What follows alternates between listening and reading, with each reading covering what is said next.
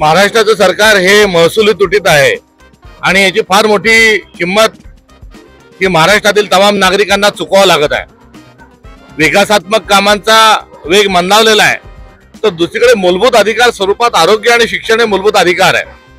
कारण प्रत्येक माणसाला जिवंत राहण्याचा अधिकार आपल्या संविधानाने दिलेला आहे आणि तदनंतरच्या काळात सर्व शिक्षा अभियान आणि शिक्षण हक्क कायदा आणून शिक्षणाचा देखील हक्क हा तमाम नागरिकांना दिलेला आहे। आणि सरकार हे आता तुटीचा अर्थसंकल्प सादर करण्याच्या तयारीत आहे। मोठ्या प्रमाणावर सरकारी तिजोरीतला पैसा हा वेगवेगळ्या योजनांवर कुठेतरी वळती करण्यात आलेला आहे आणि पर्यायाने तिजोरीमध्ये खणखणाट आहे। अशा परिस्थितीत सरकार काय करतंय तर शाळा बंद करतंय। कोणत्या शाळा बंद करतंय तर सरकारी मराठी शाळा बंद करतंय, जी बाब अत्यंत संतापजनक आहे। आणि दुसरीकडे आरोग्य विभागाच्या योजनांना कात्री लावलेली आहे।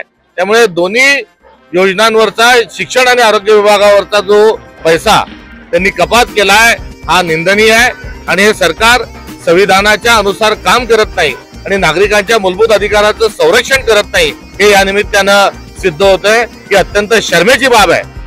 हे भाजपचं सरकार आहे आणि भाजप सोबत अजून त्यांचे मित्रपक्ष आहेत।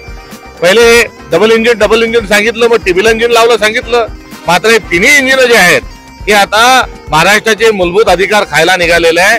यांच्याजवळ जर खरंच धमक असेल आणि खरंच यांनी जे मोदीच्या नावावर जे मतं मागितले आहेत आणि मोदींजवळ यांची जर चलती असेल तर या तिघांनी दिल्लीत जाऊन बसावं आणि महसूल तूट जी आहे ती भरून काढण्याकरता त्या ठिकाणी स्वतःची पद आणि जर असेलच तर वजन वापरावं आणि अतिरिक्त निधी आणावा आणि कुठल्याही परिस्थितीत शिक्षण व आरोग्य या विभागामध्ये त्यांनी कपात आणू नये, हे या निमित्ताने आम्ही सांगत आहोत। अन्यथा काँग्रेस पक्ष आंदोलन केल्याशिवाय स्वस्थ बसणार नाही, हे देखील या निमित्ताने मला सांगायचं आहे।